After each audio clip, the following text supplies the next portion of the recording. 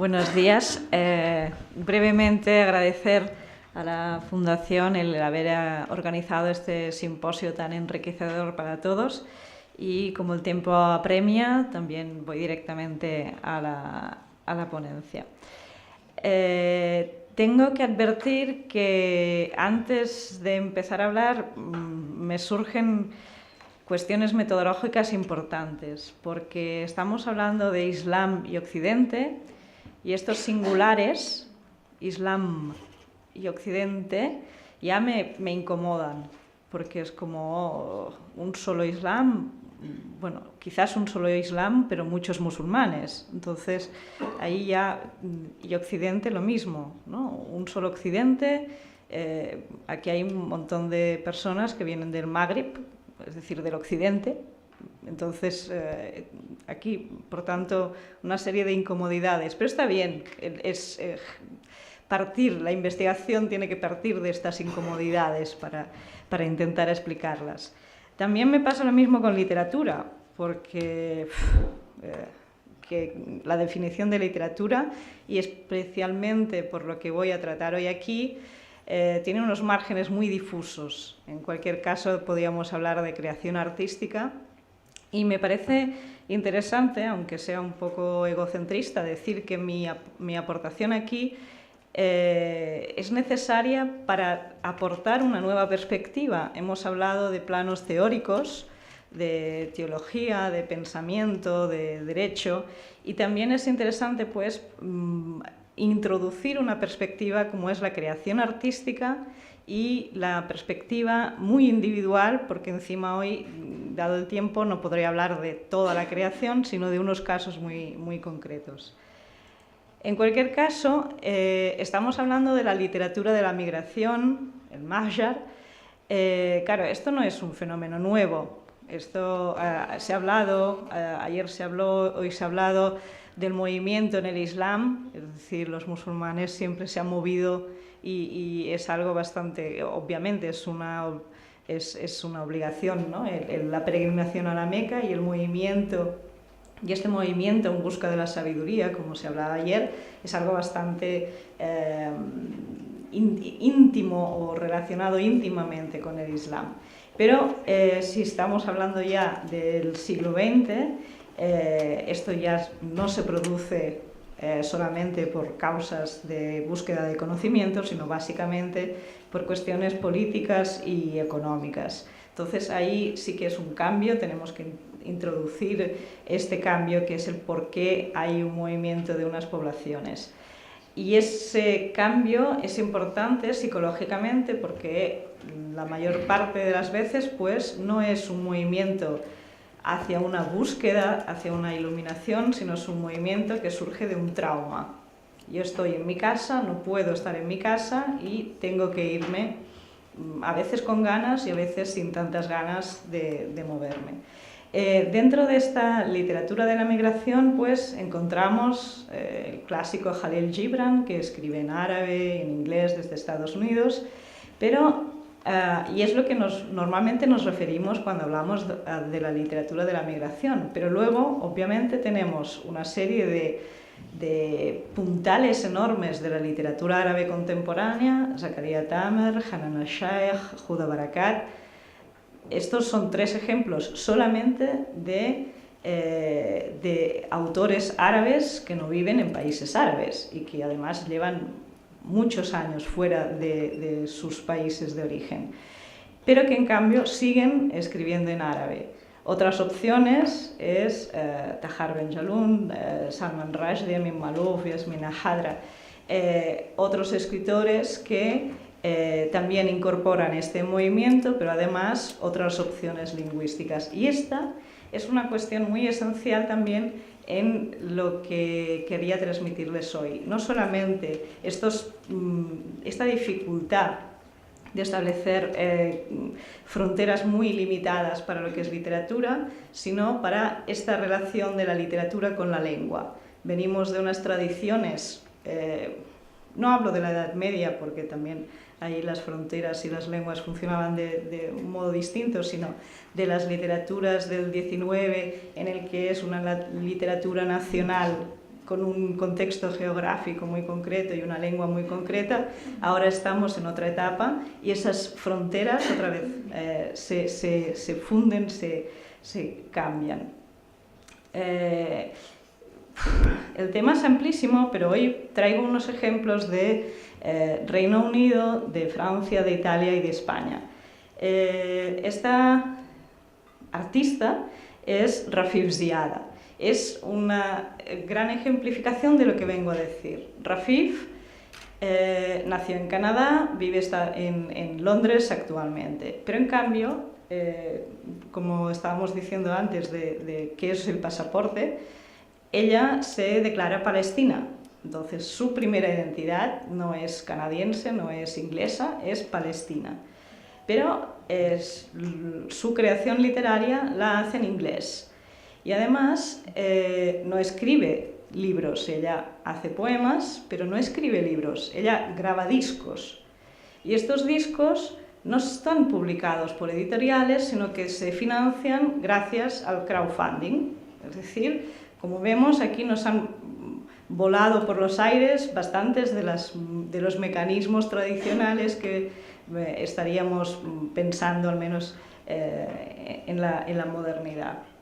Entonces, en el qué y en el cómo, porque lo que está haciendo entonces es, también se habla hoy de hip hop, pues efectivamente beber de esta técnica del hip hop y fundir en lo que ella y tantos otros practican, de esta spoken word, de esta palabra hablada. Entonces, el introducir esta recitación y la importancia de la oralidad, lo cual es francamente interesante porque habíamos pasado, siempre se ha hablado, ¿no?, de la literatura árabe, de la importancia de la oralidad, hemos pasado por una época de tradición escrita y en cambio ahora este renacimiento de la oralidad, pero obviamente repensado y reformateado, ¿no? Bueno, si quiere funcionar esto. Es que esto es que se está cargando un vídeo, pero que yo no quiero que se cargue. Vale. Si tuviéramos tiempo, pondría a Rafeef, porque realmente es un espectáculo oírla, pero como no creo que tengamos tiempo, lo dejaremos para más tarde. Yéndonos a Francia y encadenando esta importancia del hip hop como medio de expresión, tenemos a un autor que nació en Argelia, que firmaba solamente con sus iniciales, YB, y que este libro es muy importante. Toda la producción de la que voy a hablar es siglo XXI, es decir, todos los libros de los que voy a hablar son del 2003 para adelante, ¿no? Es algo bastante reciente. A la Superstar, que introduce, aunque sea formalmente algo más parecido a una novela, es en realidad un largo monólogo del personaje principal, introduce con algo que también es interesante porque rompe estas barreras entre Islam y Occidente. Uno de sus referentes literarios, obviamente, siendo argelino-francés, argelino que vive en Francia, es Albert Camus, y entonces juega con el extranjero y Yassir Ben Milud incorpora o acuña un nuevo término que es el intranjero, o sea, soy extranjero en mi país, ¿no? Y esto es bastante interesante porque es realmente algo que toda esta literatura nos va a explicar, ¿no? Cómo uno puede ser intranjero, porque hay gente que se mueve, hemos visto, ¿no? Zakaria Tamer o Tahar Ben Jelloun nacen en un país y cambian de país, de residencia, pero hay gente que no. Hay gente que ya ha nacido en Francia o en España y por tanto ya no son emigrantes, ¿no? Son españoles o franceses. También tenemos chicas, tenemos muchas chicas, y ahí lo interesante es ver con esta nueva relación con el lenguaje, el cómo es algo que también hace Yassir Ben Millout en sus novelas. Aquí el título de la novela quizá más famosa de Faizaguén es Kif Kif the Man, aquí en su traducción al inglés. Lo pongo en la traducción en inglés para también introducir la idea de que son autores muy traducidos, incluso al árabe. A menudo no creo que sea el caso de Faizaguén, no creo recordar, pero realmente son autores muy traducidos. Kif Kif the Man, ¿qué es lo que aporta? Pues si uno no sabe árabe, pues entiende la mitad del título.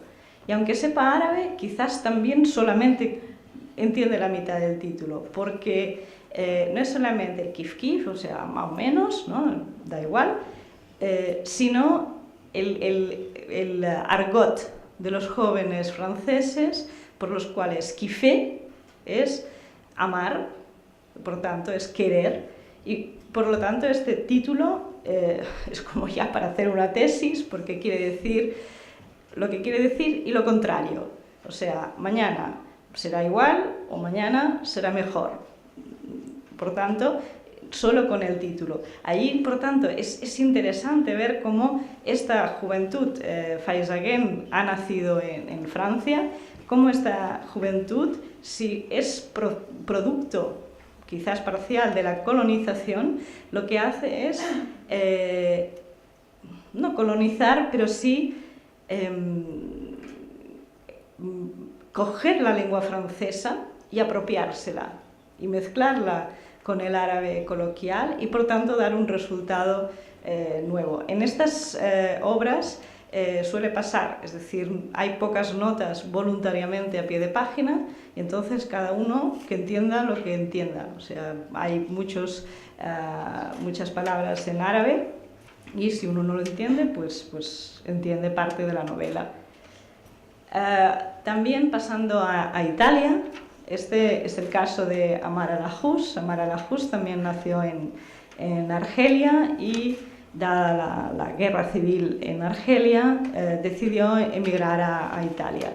Y en esta obra, El scontro di civiltà per un ascensore a Piazza Vittorio, había sido escrita por Amar al-Ajous primero en árabe y publicada ya, y la rediseña, la reescribe en italiano. Por tanto, también tenemos que Amar al-Ajous es un autor que puede escribir en árabe o en italiano y que ha repetido varias veces que le gusta italianizar el árabe y arabizar el italiano, con este juego de romper también las fronteras fijas entre lenguas también, ¿no?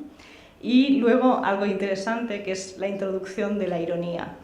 Es muy divertido leer a Amar al-Ajous y es muy divertido porque esta generación o esta serie de escritores, precisamente por estar en ese espacio de nadie, pues son muy críticos tanto con la sociedad que se llama tradicionalmente de acogida, como con la sociedad de procedencia. Y eso es interesante y además lo hacen sin manías. Pasando a España, tenemos una profusa actividad literaria. Tenemos a orientales de mayor edad, como Salah Jamal, de Palestina, o Pius Alibek, de Irak, y luego tenemos ellos dos deciden venir a España tras decidir que no querían vivir en Inglaterra, pero Said el-Kadawi, Najat el-Hachmi y Laila Carrouch son hijos de esta emigración marroquí de los años 70 y vienen los tres de pequeños a pueblos de Cataluña, y además los tres son originales de la misma zona de Nador, como por otra parte es bastante habitual en la emigración española, especialmente la que llega a Cataluña. ¿Cuáles son las fronteras que también pueden romper estos autores? En el caso de las chicas, en el caso de Najat, escribió una obra importante de ruptura con el patriarcado. Ayer se hablaba de las tradiciones patriarcales, El último patriarca, y estas cubiertas las pongo porque estas cubiertas son también la muestra de la tensión que se vive entre una escritora que hace un contenido de ruptura con el patriarcado y cómo en cambio las editoriales lo que hacen es intentar, como el capitalismo tiene tanta facilidad para hacer, ¿no? Quieren convertirlas en exóticas, ¿no? En algo bastante triste como sería el buen indígena, ¿no? Mira, esta chica y ahora encima escribe, qué mona. Y en cambio entonces lo que hacen es poner unas cubiertas, este no es el caso de las cubiertas en catalán o castellano, pero en cambio en francés y en italiano, que le han cambiado el título totalmente al libro, es, digamos, una esquizofrenia total entre esta voluntad editorial de vender libros y el contenido del libro. Incluso la misma editorial ha decidido que hay que publicar este libro, pero en cambio venderlo a base de exotismo, ¿no? Eso también es una gestión interesante, esta tensión. Aquí también con la cubierta del primer libro de Laila Carrouch, ¿no? Tenemos pues el desierto, ¿no? El exótico, y luego algo alucinante como es esta cubierta, perdón, totalmente fuera de sitio, porque Laila Carrouch no habla para nada de... Uy, vale, estoy acabando. De chadors, ni de niqabs, ni de nada. Al-Kadawi escribe: a menudo me dicen que no parezco marroquí, como si me estuvieran lanzando un cumplido. ¿Y por qué te enfadas, chico? Si yo lo que quería es alegrarte el día, me dijo una vez una señora. Durante la adolescencia me molestaba mucho, muchísimo, que por un lado no se dejara de poner el dedo en la llaga de la diferencia, estigmatizándola, y por la otra se me intentara recompensar disfrazándome de un europeo auténtico, o mejor, de un casi europeo. Y ahí es también un tema muy interesante, ¿no? Cuando uno llega a ser suficientemente europeo como para ser aceptado. Finalmente, y siento ya si me he alargado un poco más, es por tanto esta necesidad de que estas identidades que son absolutamente híbridas, siempre han sido híbridas las identidades, pero por si fuera necesario recordarlo, estas identidades híbridas que además ofrecen miradas distintas, que ya no cuadran con los esquemas nacionales, al menos convencionales, la literatura nos ofrece una gran oportunidad de ver esas identidades. Quisiera acabar simplemente con... Grotowski decía que el arte como vehículo, ¿no? Pues esta literatura como vehículo de buscar estos puntos de encuentro, no entre Islam y Occidente, sino entre los seres humanos, que básicamente es lo que somos todos. Y una escena de la película La Haine, que dirigió Mathieu Kassovitz en el 95, la película empieza con una voz en off que oye, que dice: un hombre cae del 5º piso, y mientras cae, para animarse, va diciendo: hasta aquí todo bien, hasta aquí todo bien. Obviamente no es un buen final. La literatura nos ofrece esta oportunidad de no volver a caer continuamente desde el 5º piso. Sería muy saludable para todos. Gracias, muchas gracias.